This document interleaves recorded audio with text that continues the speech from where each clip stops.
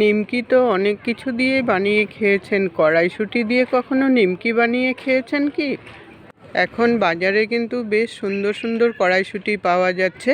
বাজার থেকে কড়াইশুঁটি এনে নিমকিগুলো বানিয়ে রেখে দিন, অনেক দিন থাকবে। নিমকিগুলো বানানোর জন্য একটা বাটির মধ্যে 3 কাপ ময়দা নিয়ে নিলাম, স্বাদ অনুসারে নুন দিয়ে দিলাম, 1/4 টিস্পুন বেকিং সোডা দিয়ে দিলাম, আর হাফ চামচ জোয়ান দিয়ে দিলাম হাতের মধ্যে ঘষে, তাহলে ফ্লেভারটা খুব সুন্দর হবে। আর 3 চামচ রিফাইন্ড অয়েল দিয়ে এখন ভালো করে মেখে নেব।